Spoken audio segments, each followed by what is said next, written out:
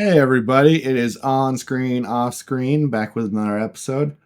I am pumped to hear what Josh thinks about this. I've seen a little bit on it, but really I haven't played it. I've seen a small video. Literally, that's it. Go ahead, Josh. So my topic is Half-Life 2 RTX.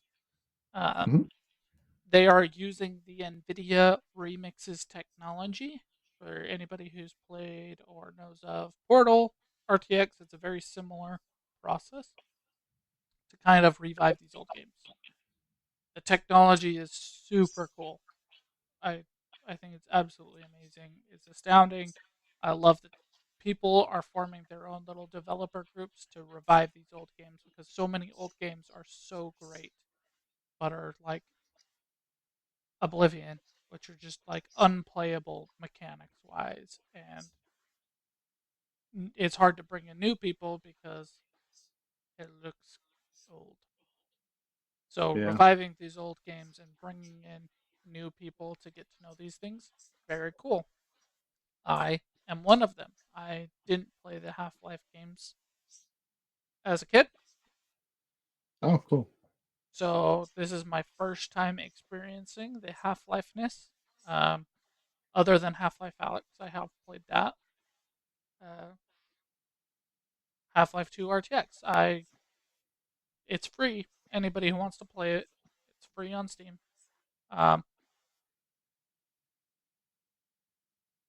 I watched the LTT video on this, and Mhm. that was their whole big point. Was like, hey, it has some problems, but if it brings in some new people to appreciate this old game and old story, it would be really, really great. I was like, I've been meaning to play it. It's been on my to play list for like 15 years. Maybe it's time I give this game a shot. So I added it to my library, downloaded it, started playing it. Everything LTT says about it is absolutely right. It looks amazing.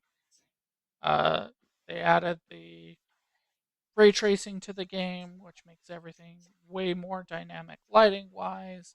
They redid all the models and all the textures, and everything looks really, really great.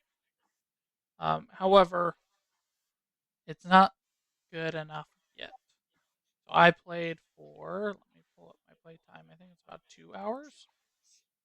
And I started getting nauseous in games, which doesn't happen to me all the time. It happens to me when I play like Mirror's Edge, Okay. but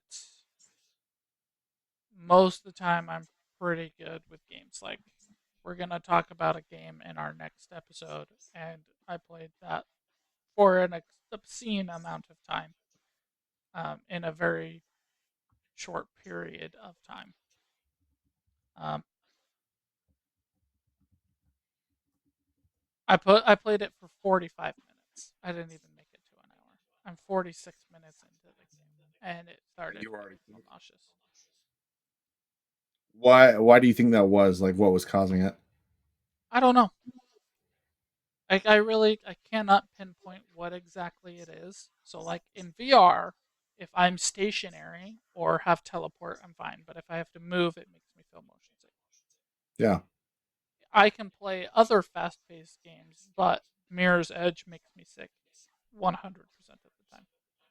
It's a Mm. fantastic game that I have never been able to beat because it makes me feel that way. Mm.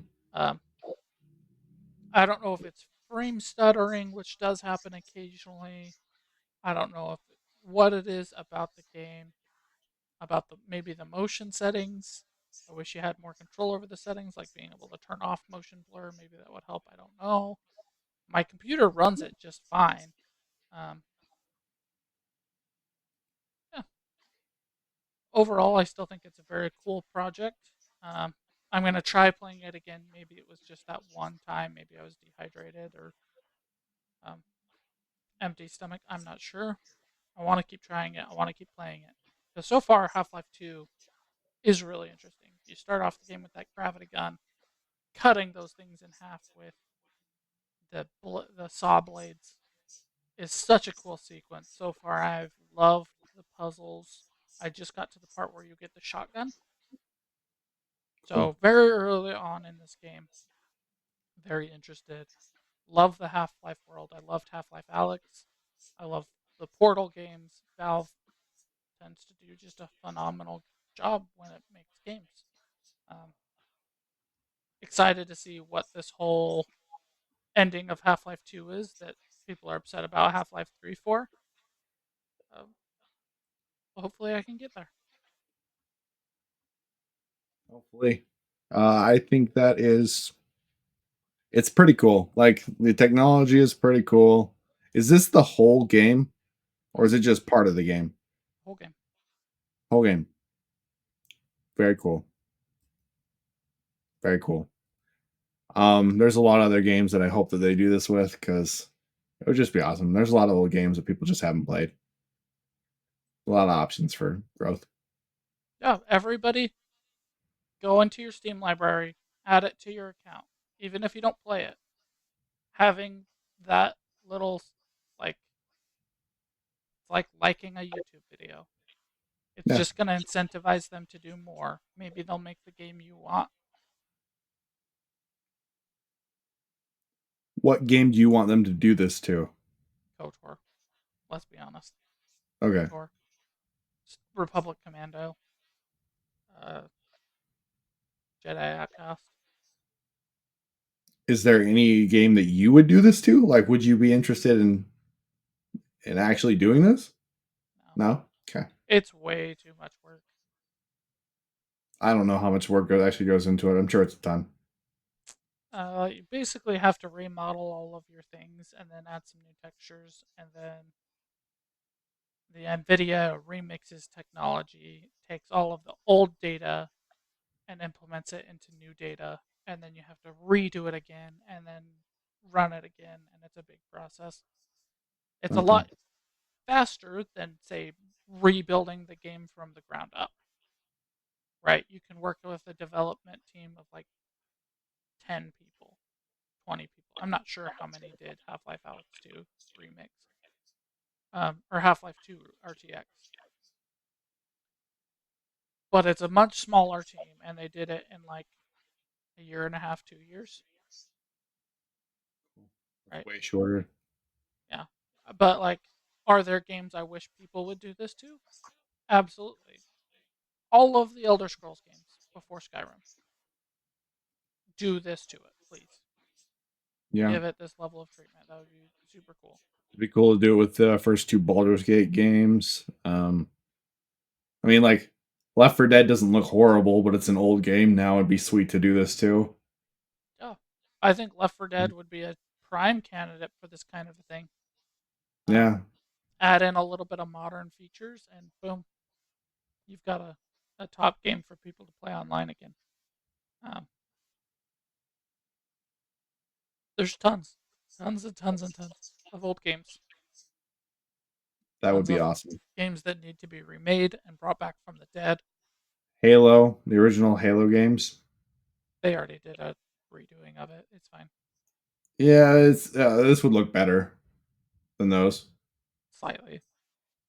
All right, I think it was quite a bit better. Um, I think that Halo redid did a great job with it. They look like yeah, modern Halo. Okay, okay. it's good. I want them to do, Battle for Middle Earth 2, but I don't think that this is good enough for that. So, um, just remake that game or give me Battle for Middle Earth 3, please, and I will be happy. Happy. That's a separate conversation than the NVIDIA remix stuff. So, That's cool, man. I'm glad you get to play it. I did play it when I was a kid. And do you think that this has any indication that they might actually come out with three? no, No, okay.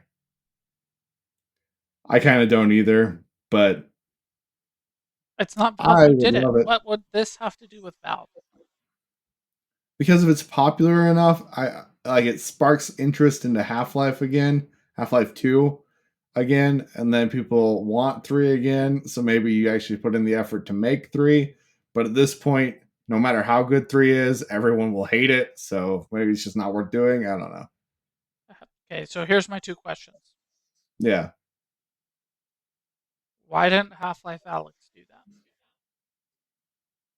One, I think it's because it's a VR game, and the VR community, as far as gaming goes, is very small. Yes, but Half Life Percentage Alex wise. is the one that brought the attention. Like, I know, yes, but I it's understand that still like VR is a a small small market share. portion of that, like, but not just VR people were into this game, Yeah. and like for every VR, like that's also deceiving. Market share is VR because it's measuring number of headsets. You've played Half Life Alex. Do you have a headset? No, So it's not taking that into consideration at all. it's true. Um, and it doesn't count people like me who played Half Life Alex somewhere else and now have headset. Like it's a whole big thing, and it's not completely accurate as to the VR ness of it. But like, there's a version of it that people made not to play it in VR. Oh, did they? I actually didn't know that was a No, thing. it's like a modded version, but you play it with mouse and keyboard, so that you can Is still it? get your Half Life.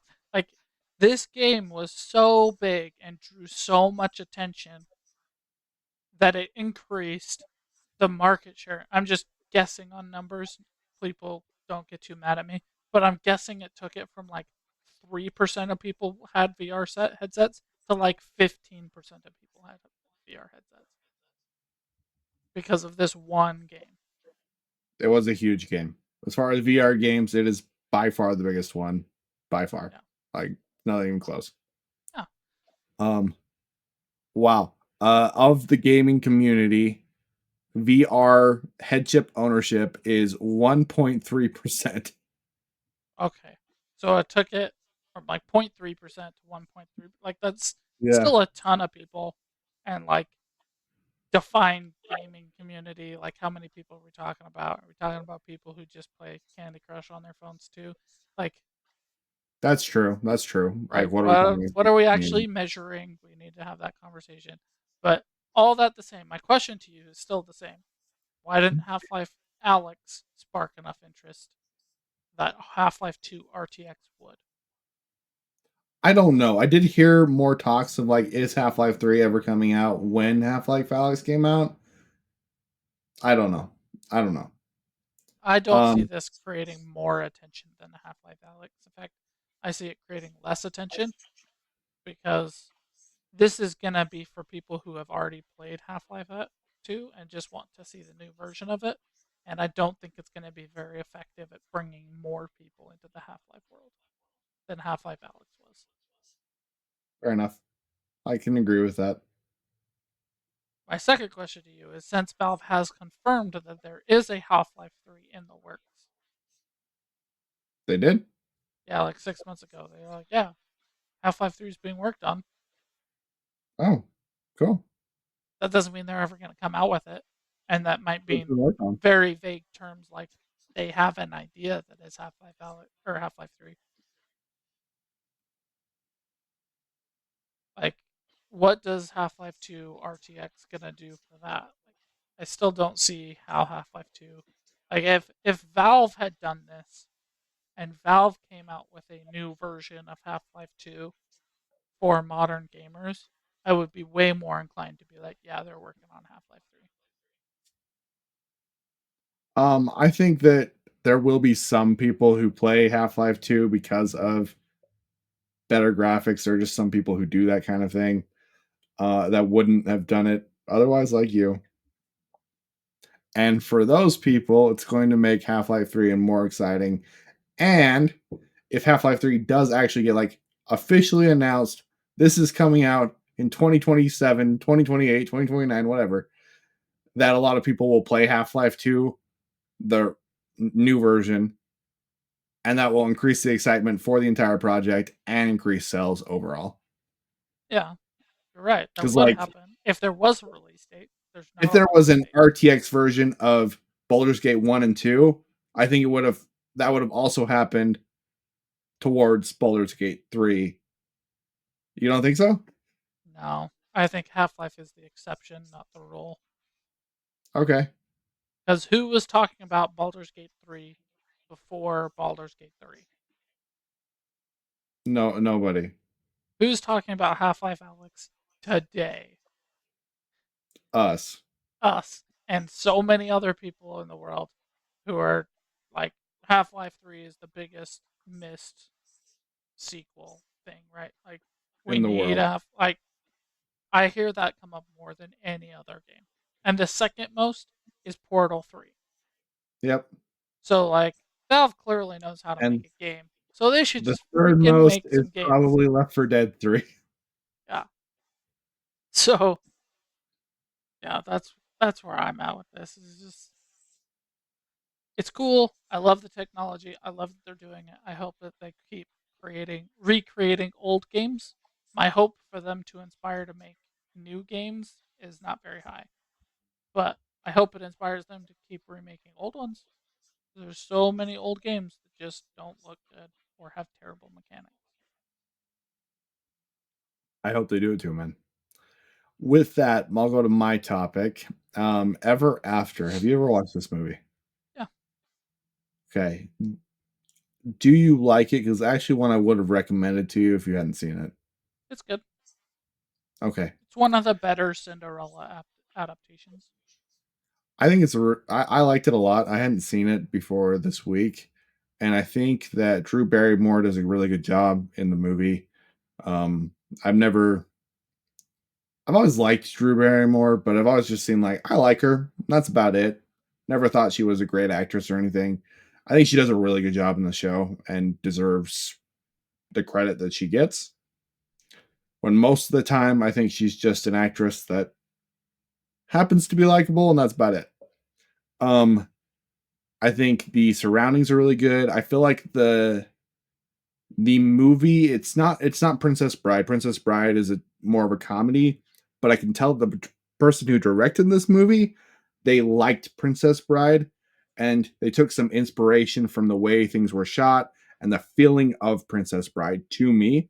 That's what I got from the show. I like the fact that the stepsisters aren't just like ridiculous to be ridiculous. They're not like the wicked stepsisters that are just corny. They feel like more authentic, real people with their wickedness. I like the stepmother, and I like the aspect of does she hate Cinderella because in the dying moments of her father's death, he turned to Cinderella instead of turning to the stepmother who he's supposed to love and supposed to be married to? Was there some kind of resentment and scorn there? What's going on? And like there's more of a depth to the character, but with that depth also comes more of a hit when she is cruel. This girl just wants some love from a mother because no one's ever loved her, and it opens her up to like really deep kinds of pain instead of it feeling more cartoonish and simple in the villainy. I like that aspect of the show. I think it's a really good show. I was actually really impressed with it, honestly. That's totally understandable. I'm 100% with you. I think the highlights for me are the stepmother. Because in the original Cinderella, it never made sense to me why the stepmother was so cruel to Me either. Cinderella. Because if she's that greedy, even though she wasn't her daughter, wouldn't she just take the throne? Like, wouldn't she build her up just as much? I get Yeah. preferring your biological daughter, but like to outright just like you're a slave now never made sense to me. So I love that they give her a reason to resent Cinderella. Yeah. Um, and I love this. I think the next highlight is the stepsisters, mostly because they're not the same. Because I in also most love that. portrayals, they're the same person. One is just fat, but they're both the same personality. They both are ditzy and dumb. They both just want the crap, right? And this Yeah. one, you like the actress who plays Jacqueline, the the fat stepsister, is my favorite actress in this She's very because good. she does so much more with her lines and her role than anybody else, right? Like there's instant chemistry between her and the guy that she gets with at the end, Yeah. and she gets like 15 minutes of screen time in the entire thing. But yet instantly when you see them together, you're like, "Oh, she doesn't care about the crown." And like because she doesn't care so much about the crown, right? There's also some resentment between the stepmother and her, right? Like you're Yeah. only coming to for the food, right? So it builds these characters into intricate people, which I absolutely love. I think it's a great job. I love the um what are they called? The gypsies, pirate people, Me too. And the scene right? where she picks him up was very Yeah, funny, very charming. very funny, very great. Um, there's the scene where she escapes from the creepy dude, and it gives very much Harley Quinn vibes. If you've seen that clip, I haven't Yeah, seen the whole movie where she breaks out and she's like, "I can go back in if you like."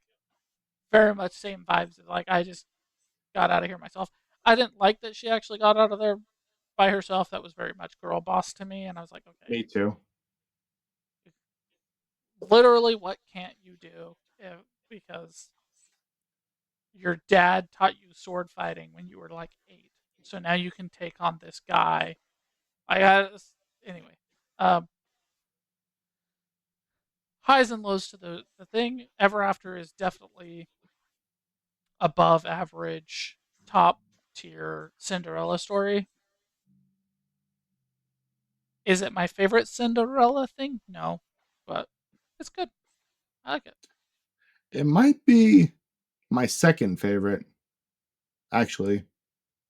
I really What are liked it. your top two? My favorite one is the second, another Cinderella story. That's my favorite one. It's partly nostalgia, but I love that one. I find it funny. I just really liked it. The other one would be the original, another Cinderella story one with Hilary Duff. Hilary Duff. Yeah. So Yeah, Hilary and Duff, then a Cinderella story, is my favorite Cinderella one because again, it makes the stepmother into a person with a reason to resent her. yeah, Right. The reason I don't love another Cinderella story as much is because it doesn't address that, and it creates even more reason for the stepmother to be invested in her. Because if she really is that greedy and her stepdaughter really is that talented, you would want to you would foster that and then take foster all the that and money. take it. You would want to take from it. You wouldn't want to hammer it down and kill it. Like, Fair enough. Like I that is a good point. I just watched it so many times when I was a kid that there's just a love of it because of that. For real. that's totally fair. That's totally fair. I'm 100% with you. Like, I agree with you.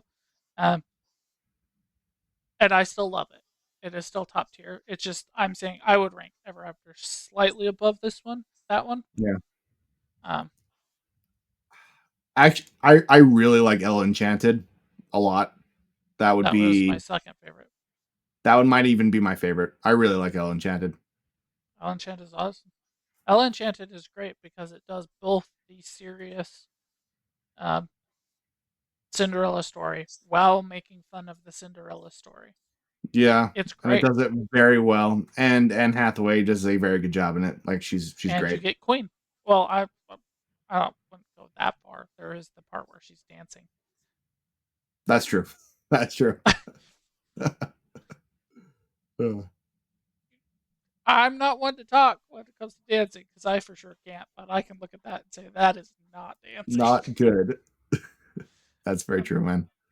But I like this movie. The girl boss thing is really the only thing that kind of dragged me down for me. Other than that, that was great because she is just good at everything in the show. She's just good at everything. And Right, but I don't think it crossed yeah, the line until that point. Right before that, she was this really interesting person. She just has a lot of these interests. She loves storytelling. She loves reading. Right, like Belle yeah, has a lot of those same talents and abilities because of her adventurous lifestyle. Right, but when she does the sword thing. It's like, okay, You're like, okay, come on, this go is on. girl boss moment. I get it. Like you want girls to be able to fight their own battles. We don't need no man. But um,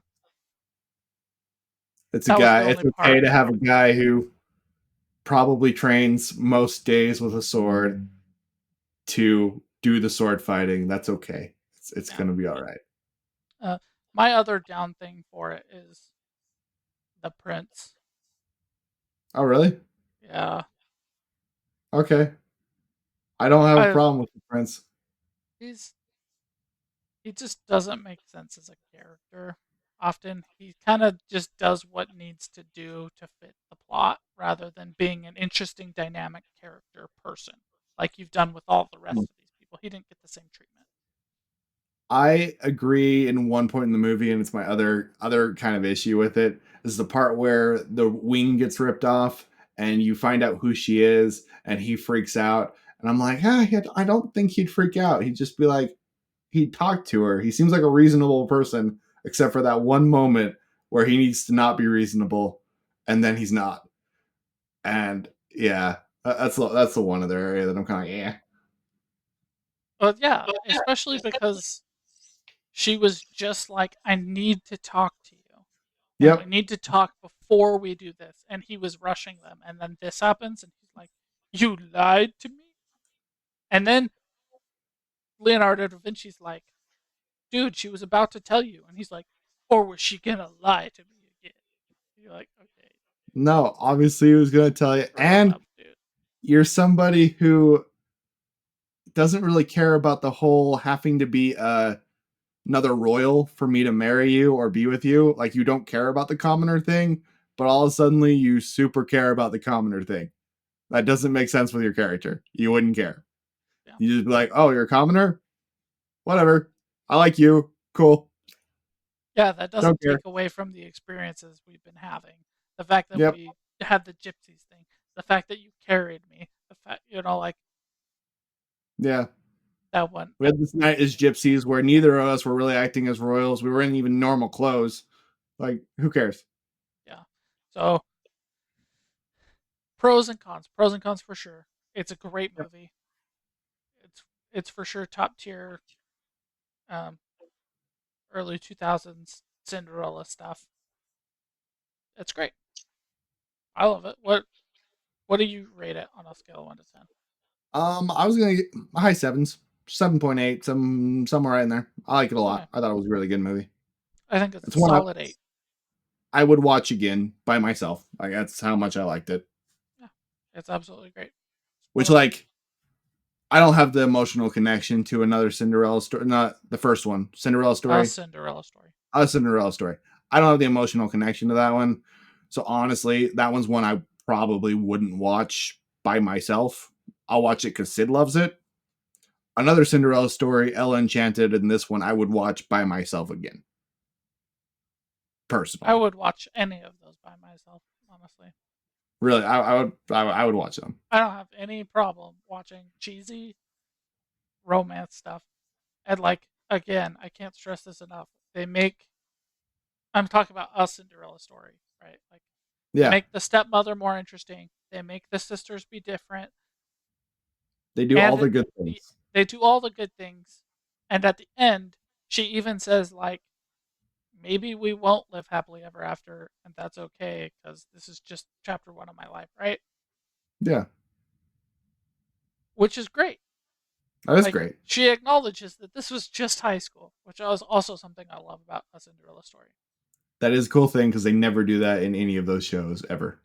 Well, they did that in Ever After. I'm not sure if you caught it or not, but it's I my didn't. next complaint about it. The movie Okay. literally ends with, and shouldn't we live happily ever after? And he says, who says that? She says, I don't know. And the movie ends.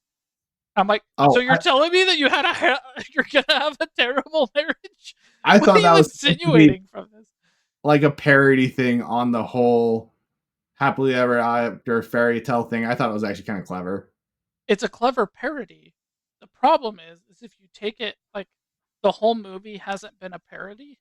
And then you have So that if you parody at the take it end. on face value of these characters actually saying that, It's like they're saying, now that we're actually together, this is gonna suck. That's a good point. The rest of the movie isn't a parody, and then you have that moment that is a parody. That's Right? funny. Like, so that's like a nitpick, right? Kind of a Yeah. thing. But I still love the movie. All right, man. With that, let's go to our last topic, Severance season 2. What did you think about this season? And we'll talk about some particular episodes. Loved the season, hated the ending. Your turn. Okay, we definitely have something to talk about for sure because I love the ending and I actually think it's better than season 1, which no one thinks. That's because you're wrong. You are I absolutely wrong. do not think I'm wrong on this. I think the ending is brilliant and very like just great. Okay. Where are they Why didn't running you like to? it? What? Where are they running to? They're running to the Innie's rebellion They're that's going running on. to the Innies Rebellion. Yeah, To what end? that's one of the interesting questions It's because not really, interesting. It's stupid. no, I think it's an interesting question because you have this Innie rebellion, but they literally can't leave the floor or they cease to be. So they are literally in prison, but it's the only place that they can stage the rebellion because it's the only place that they live. And that is a fascinating idea. Very cool. Go ahead. Except they can just turn off their Innies at any time. What? They can just turn off the Innies. I know. I know, which I actually think is part of an interesting aspect to it because they're fighting a rebellion that seems absolutely hopeless. Really, it is hopeless, but they That's why fight it's it stupid. anyway. It is hopeless. They're not fighting anything. They're not fighting anyone. They think they're fighting. They have they believe that they are fighting. And maybe the war is completely hopeless, but they think they're trying to stay alive. They're trying to stay connected. They're trying to stay who they are. They're trying to fight against these people that have told them what to do and brainwashed them and kept them small. And Mark, in that last moment, I would have been upset if he actually left through the door because that Mark wants to live. And maybe it's hopeless, maybe it's futile, but in that moment, you would try to live regardless. Like it makes sense with the character. No, it I doesn't. think it's great. No, it's terrible. Okay, tell me why it's terrible because I think you are so wrong. Because the whole season is building up to them doing it. And one of the greatest sequences in the show is the part where Mark is talking to himself through the camera. It's amazing. Like It is amazing. so good. And any Mark decides to trust Audi Mark, Yeah, it's amazing. which means any Mark has decided to accept that he can live outside because he decided to trust Audi Mark. But there's still that fear. That fear isn't completely gone, Yes, but if you stay, you die anyway. but you die with the person that you love.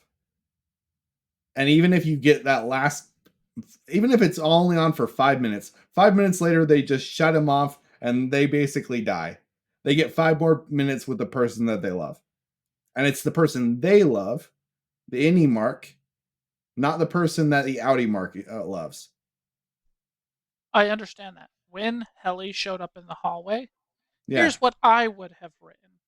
Okay. Mark goes up to Helly, says, I will try and find a way to bring you back, kisses her, and then leaves. And I wouldn't have done that. I I like 100% the would way have. that it ended Because them because running off into the hallway, it doesn't. Okay, so okay, here's where they're at, right? yeah, If if Mark leaves, hmm? there is roughly a 70-80% chance any Mark lives too and has a chance to bring back any Helly. If any Mark stays inside and doesn't leave, there's like a 5% chance he gets 5 minutes with her. and there's like a 70% chance that both Annie and Audi Mark get killed, and there's like a 30% chance that he goes to jail and dies, and Audi Mark is stuck in jail for killing that guy. I know that it's not logical, and the way that what you're presenting is more logical. That is a more sound argument. But I don't think it's a sound moment. A lot of shit just happened to him. Like a lot of shit just happened to him. Yeah, And he wants to be with the person that he loves. And no, I don't think he's thinking logically. It is more logical to leave, to step outside of that door. But he's not being logical in that moment. He's connecting with the person that he loves, and he's just trying to spend some more time with her and figure out something on the inside while he is still him. Because the second he steps out that door, I don't think he believes he's going to continue to live. I think he thinks he's going to die. When he leaves Helly to go down and save his wife, whatever her name is, um, I think he believes that he is dying. Like this is him committing suicide. I don't think he believes he's going to continue living past this day. he okay. I understand you're saying it's an emotional moment decision. Yeah, That's why I'm saying the emotions should be to do something that actually gives you a chance to fight for it, not go run down the hallway to nothing. And the show already established that any Mark decided to trust Audi Mark. I think to And trust they him, discussed it, and he and Helly both decided that together. they So did. him betraying that is what I'm mad at. I literally hate Mark now. I am so far away from this. Yes, they all talked about it, but when you come down to the very moment of choosing to believe that okay, this guy is going to keep me alive, that's a very different mindset when you are at that choice. Even if you have talked about it, you are at the choice of I'm opening up the door and this probably kills me. Like this is probably game over. This is Okay, probably done. I'm probably but this never is seeing the his person I love choice. again. His choice is leave and possibly live, or stay and die. Yeah, and I think he'd rather stay and die with the person that he loves. Like as stupid as I get that that's stupid, but I also think that that's human and well It's not written. human. It's not well written. It is stupid. It is terrible that he would decide to stay. He already, again, he decided to trust. He wasn't like forced into the situation where maybe he would trust. He decided to trust. It was his choice. And everything that we know about Mark and his personality would be to leave. I don't think so. I really don't think so. I absolutely know so. That's how far I would go. I know for a fact that that Mark would leave. For anybody watching, I want to know what you think if you've seen Severance, because I honestly don't think that he would leave. Like I I don't really either. thought that was very well written and very timely for the character, very connected to the character. It was not like I said. I totally would understand a moment to say goodbye alone.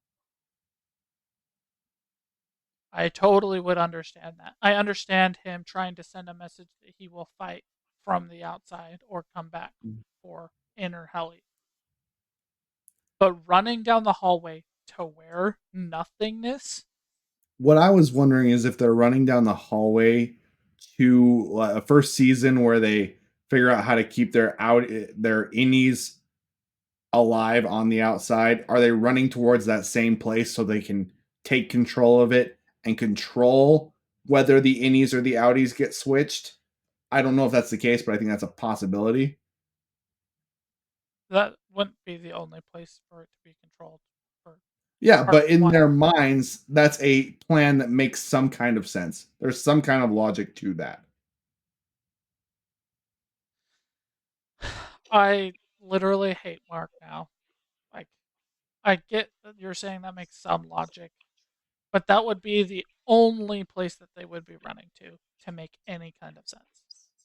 which is what I hope that they do. That's where I figured they were running to. I don't think that that's where they're running to. Where do you think they're running to? Nowhere. Nowhere. They're just running. They're just running. It is literally just, let's put a cliffhanger here so Okay. people watch season 3. That is completely out of character for both characters. And yeah, Well, dang. That's too bad, man. We are very, very different opinions on this one because I genuinely loved that episode. I loved it. I loved that episode until that point Until that point. where I was like, Man, wow, Mark, you suck. I You are didn't so think that at unbelievably all. selfish. That's what you did.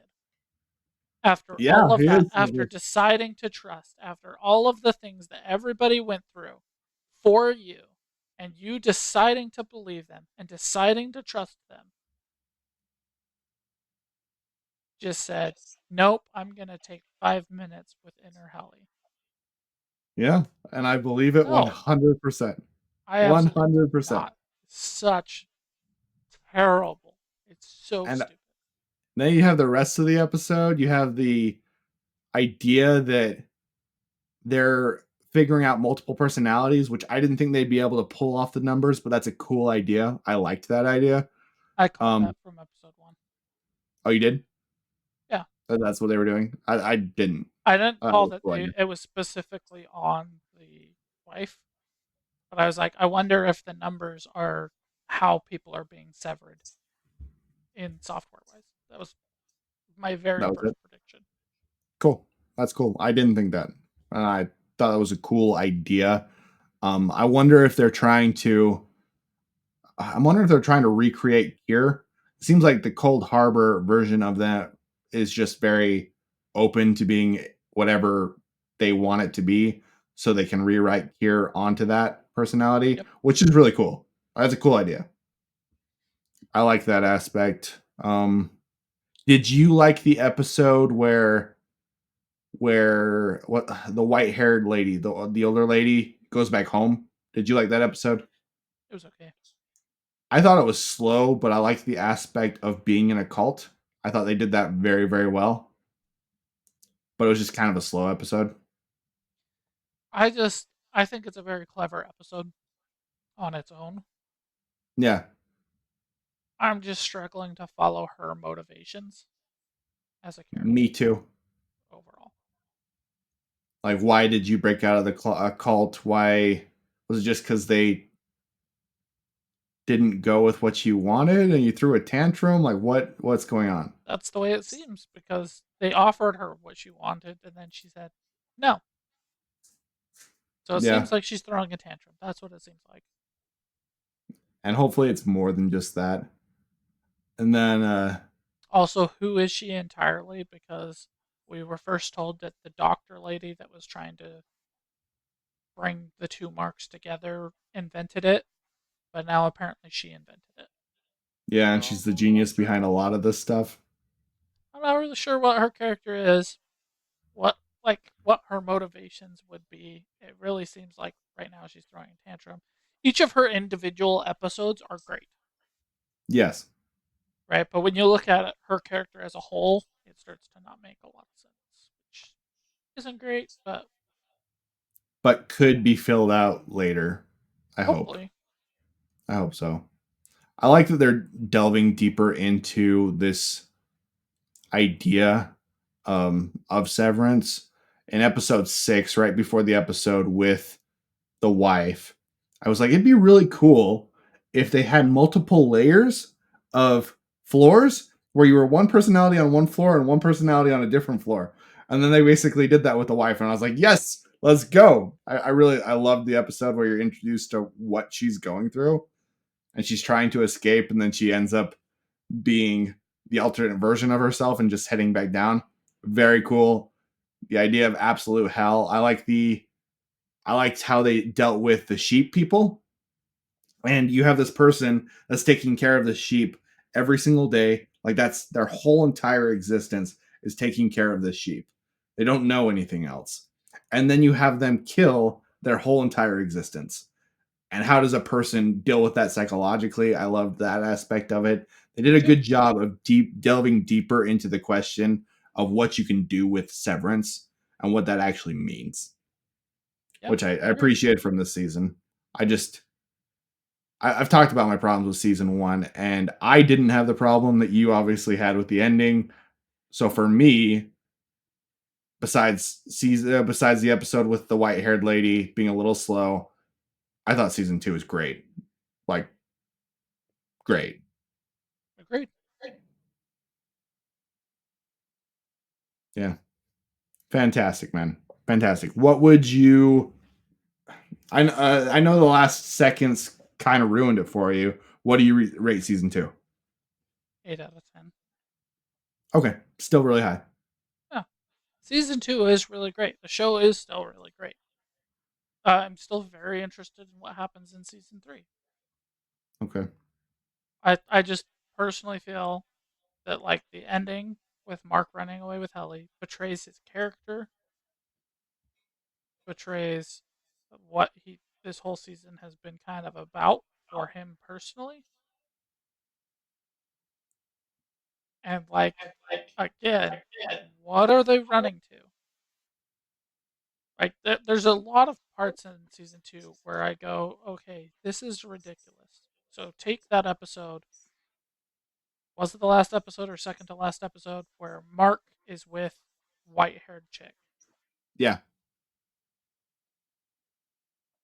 Why didn't you just ask him what Cold Harbor was? Why didn't you just ask her? Why didn't you just ask her what's going on inside? Why didn't you just ask her what the bigger picture is? Why didn't you ask her what her motivations are? And instead, he just sits there silently and they stare at each other intensely. And it's like, okay, no. She is objectively a bad person to trust. She Yep. needs to spill the beans to gain trust. Plain and simple. But So have they her don't spill the beans. Give us do the that. answers. They don't give us any kind of dialogue or thing. Not even him asking the question is really ridiculous. Okay, what's Cold Harbor? Why is my wife so important to it? Blah, blah, blah, blah, blah. What's the bigger picture here? Why should I trust you? What's going on? None of it, which is When really they should have. stupid. It is And stupid.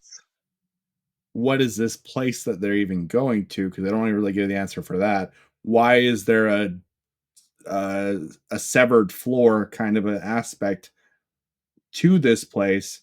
There's no questions asked about any of that. Yeah. And like, that's fine. They want to preserve some of their mystery.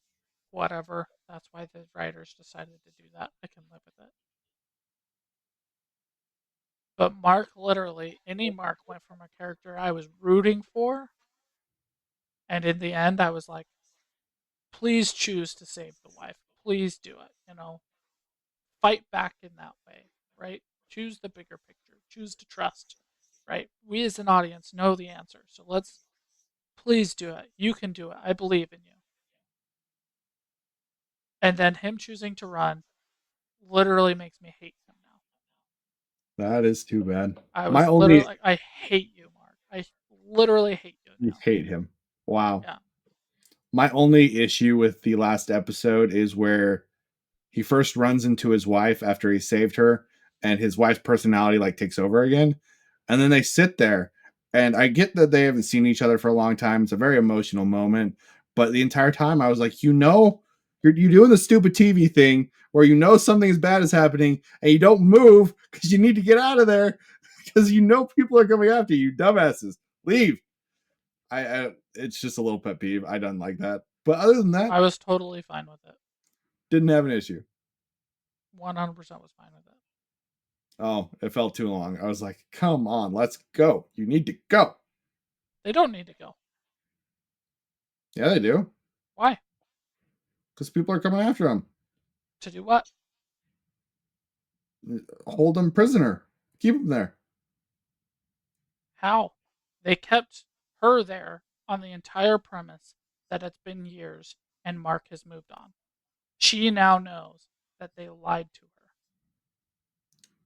But if they want to keep them there, they probably can. They kind of sort of can, but she's not going to be compliant anymore, which ruins their experiment. Right? That's Like I true. get that they're coming after him, and I get that like yeah, get away from it. I agree with you. I'm not saying that they should just nonchalantly walk out the door at this point because there's nothing that could happen to them. Obviously, they could push them into one of the severed room and she would be a different person, right? But I Yeah. get that like if Lock they them in the left that door. Like, floor, they're no longer going to be them and then they can tell lies to the next version of themselves to move them somewhere else. yeah. There's things that could be done, but it's not like life threatening. There's a bomb that's going to go off any But moment, there's and we people just after them. like Totally, if somebody could have a gun there, they could have a knife there. Like, there's a lot of different options for people that are coming after you and are desperate for this Cold Harbor thing to work out. Like, they would do anything for this Cold Harbor thing to work out. They will stab you. They don't even need you anymore. Your project is done. Cold Harbor is done. They don't need you. They would stab you in the except they face. do. Why do they need Mark anymore? Maybe not, but they definitely need her. They need her, but they don't need Mark. I don't Yeah. even know if they necessarily need her anymore, Then or why if, didn't they like, just kill her the second that it got to 100%? that's true. Does They Cold Harbor clearly only needed work her. on They were her, or clearly can they work it on other people? I don't know. well. It's definitely solely her. The file is solely her. They That's established that, true. right? That's true. I think she is a proof of concept to bring back Kier. That's my big prediction is that it's proof And of do you something think, to resurrect Kier why was Mark required? Was it because it is his wife? Was it because because he Mark has a has some personal special connection ability? to her, Okay, right? that's what They I was thinking. established that too when he was looking at the numbers. The way they explained it is like he was looking at her memories and emotions, and So he was able to recognize it because he knew her so well because they were married. were the other people that were working, the other team members, not doing the same files? Because that shouldn't work. Yes, because that was Mark's 25th file. Mark's 25th file, not their 25th file. So what are they Mark's filing? 25th file. I think they're doing basic severing. Basic. Okay, and he's just Yeah, doing I something think more specific. yeah, they're just there recognizing basic emotions and severing from one side to the other, right? So they did like the goat lady, they did each other, they did Helly, they did, and he was just ground zero for doing the big one with this one person of doing 25 different versions, 26 counting her original self. So, Yeah. yeah, And why do you think that they had to go all the way to 25? uh, probably because there's 25 or preacher things from Kier. That would make sense. There's 25 That would- lessons, verses, whatever, right? Don't they establish that early in season two? They do There's have that 25 as of them. being part of the lore, which would make sense. That would make sense. Yeah, so I think they're trying to revive Kier. And so they need the 25 elements of Kier or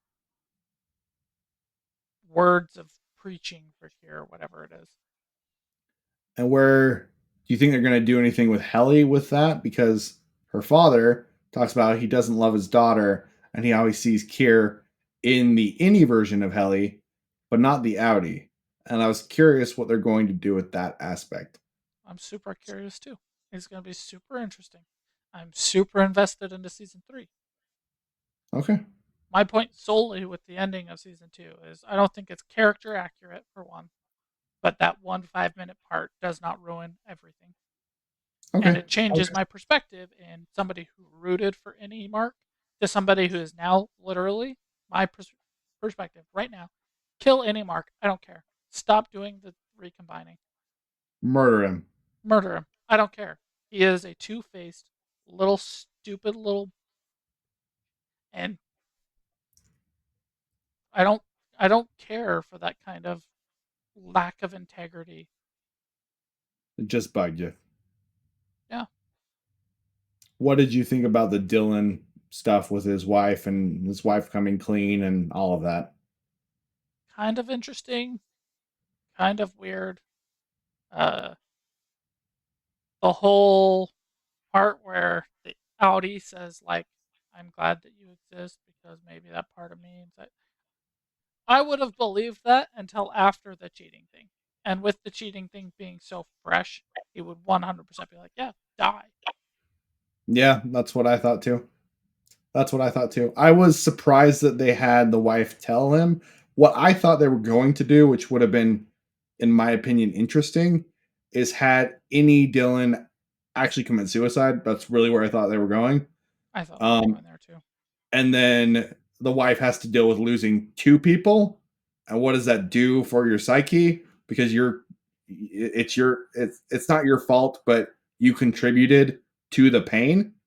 You were the cause of the pain, and you 100% had the thoughts, "I wish your Audi was your innie." Yeah. And you have to deal with that and then have her kind of take places of Dylan as the character that we're following. That would have been very interesting She to me. That's has to what I thought they were become going to do. severed because there's no other way to pay the bills. That would have been very cool. That would have been very cool. But they didn't go that way. I kind of I liked the letter, but I agreed that it was kind of too quick. It all felt too quick. His whole storyline felt too quick. Yeah, I still liked it all. It was still super interesting. I'm not mad at what they did at all. Me either. Just a little too quick. Yeah. Anyway, that was our episode, guys. If you have watched Severance, I would be very interested in what you think. Was any Mark a complete piece of crap? Was he? Did he make a logical? Did he make a correct answer Character to accurate. character accurate decision by going back and running down the hall? Should he have left? What do you think? I'm interested in what you think. He Appreciate you should guys have left. watching. Everybody will agree he should have left. I think he absolutely made a character accurate decision, and I think the writing is brilliant. Guys, let us know what you think. We appreciate you watching. Like, subscribe, all that YouTube stuff. See ya. Bye. Bye.